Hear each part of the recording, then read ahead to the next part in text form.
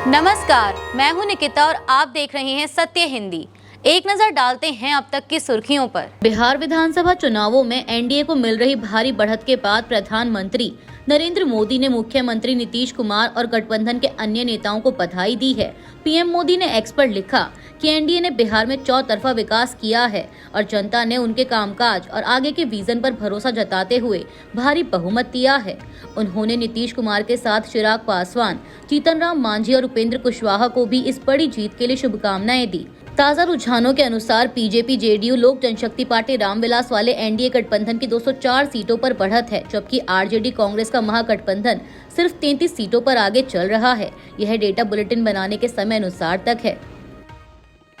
बिहार विधानसभा चुनावों में एनडीए को मिल रही भारी बढ़त के बाद केंद्रीय गृह मंत्री अमित शाह ने प्रतिक्रिया देते हुए बिहार की जनता, खासकर महिलाओं को धन्यवाद किया। उन्होंने एक्स पर लिखा कि जिस भरोसे के साथ लोगों ने एनडीए को जनादेश दिया है, प्रधानमंत्री मोदी के नेतृत्व में सरकार उस पर पूरी निष्ठा से खरा उतरने की कोशिश करेगी। अमित शाह ने कहा कि जनता का हर वोट देश की सुरक्षा के प्रति मोदी सरकार की नीति में विश्वास दिखाता है और घुसपैठियों को संरक्षण देने वालों को लोगों ने कड़ा जवाब दिया है।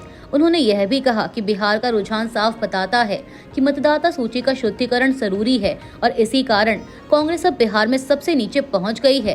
ताजा रुझानों में एनडीए 204 सीटों पर आगे है, जबकि आरजेडी और कांग्रेस महागठबंधन सिर्फ 33 सीटों पर बढ़त बनाए हुए है।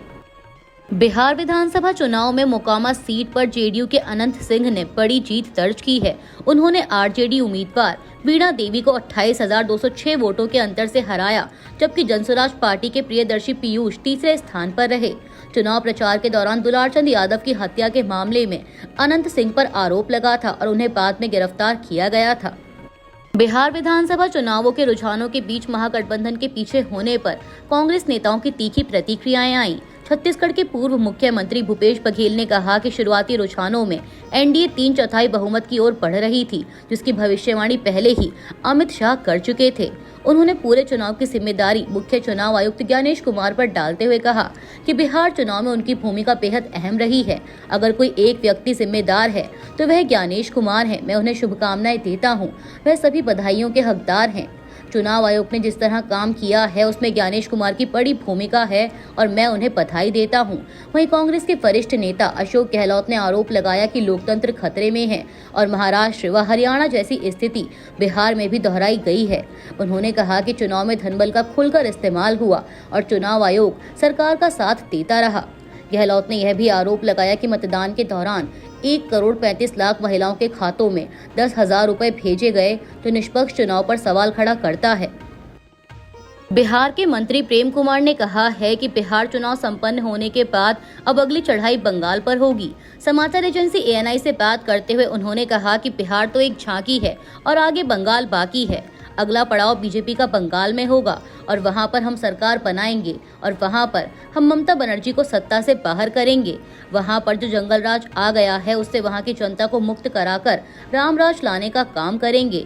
वहीं बिहार के एक और मंत्री अशोक चौधरी ने कहा कि हमें उम्मीद थी कि 170 से 175 सीट आएंगी। हमें ये नहीं पता था कि कहां जाकर रुकेंगे। 2/3 से अधिक बहुमत हमें मिला है। जनता को इसके लिए बहुत बहुत धन्यवाद।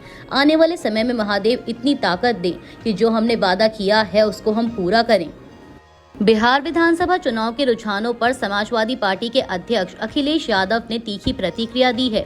उन्होंने एनडीए को मिली बढ़त का श्रेय कथित एसआईआर को देते हुए इसे एक चुनावी साजिश बताया। अखिलेश ने कहा कि बिहार में जो खेल हुआ है वह अब पश्चिम बंगाल, तमिलनाडु, यूपी और अन्य जगहों पर नहीं हो पाएगा, क्योंकि इस साजिश का भांडाफोड़ हो चुका है। उन्होंने दावा किया कि आगे उनका पीपीटीवी यानी पीडीए प्रहरी सीसीटीवी की तरह चौकन्ना रहकर बीजेपी के मंसूबों को विफल करेगा। अखिलेश यादव ने बीजेपी को दल नहीं छल करार दिया। विधानसभा चुनाव 2025 की मतगणना में एनडीए की प्रचंड बढ़त को देखने के बाद विपक्ष ने लोकतंत्र पर गहरा संकट घोषित कर दिया। विपक्ष ने बीजेपी पर धनबल का आरोप, चुनाव आयोग पर पक्षपात का इल्जाम और एसआईआर व मुख्य चुनाव आयुक्त ज्ञानेश गुप्ता पर जिम्मेदारी दे डाली। संजय राउत ने चेताया कि महाराष्ट्र जैसा खेल बिहार में दोहराया गया। संजय राउत ने भाजपा और चुनाव आयोग पर हमला बोलते हुए मराठी में एक ट्वीट कर कहा कि चुनाव आयोग और भाजपा मिलकर राष्ट्रीय एजेंडा चला रहे हैं। ऐसे में इससे अलग नतीजा मुमकिन ही नहीं था। बिल्कुल महाराष्ट्र जैसा जिनका सत्ता में आना तय था, वे 50 मिनट में ही साफ हो गए।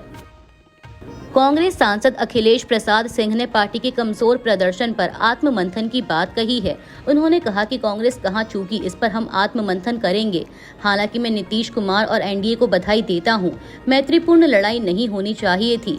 आरजेडी के संजय यादव और हमारी पार्टी के कृष्णा अल्लावरू बेहतर बता सकते हैं कि चुनाव में हमारा प्रदर्शन क्यों खराब रहा। वहीं एआईएमआईएम के राष्ट्रीय प्रवक्ता वारिस पठान ने महागठबंधन पर मुस्लिम वोटों की अनदेखी का आरोप लगाया। उन्होंने कहा कि हमने भी मुद्दा उठाया कि महागठबंधन ने 2% वोट वाली मल्लाह जाति को उप मुख्यमंत्री घोषित किया, 14% वोट वाली यादव को मुख्यमंत्री बनाया, लेकिन 19% मुस्लिम आबादी का क्या, मुस्लिमों ने क्या अपराध किया है? बिहार में 19% मुस्लिम हैं, क्या उनमें से कोई उप मुख्यमंत्री या मुख्यमंत्री नहीं बन सकता? तेजस्वी हमारी पार्टी के अध्यक्ष को कट्टरपंथी कह रहे हैं, उन्हें सभी मुस्लिमों से माफी मांगनी चाहिए। पठान ने आगे कहा कि हमने गठबंधन को कहा था कि सेक्युलर वोट बंटने से रोकने के लिए साथ में लड़ें और हमें 6 सीटें दें, लेकिन घमंड था। बांग्लादेश की पूर्व प्रधानमंत्री शेख हसीना ने मानवता के खिलाफ अपराधों के आरोपों को सख्ती से खारिज किया है। ट्राइब्यूनल के फैसले से कुछ दिन पहले पीबीसी से बात करते हुए हसीना ने कहा कि उनकी गैर हाजिरी में चल रहा ट्रायल एक मजाक है, जिसे उनके राजनीतिक विरोधियों के प्रभाव वाली अदालत चला रही है।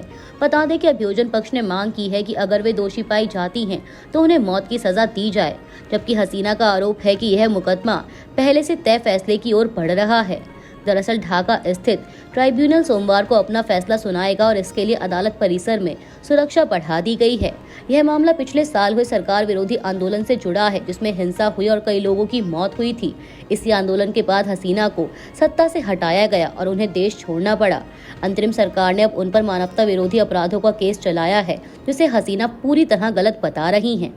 अभी के लिए इतना ही। बाकी की देश दुनिया की बड़ी खबरों के लिए जुड़े रहिए सत्य हिंदी के साथ।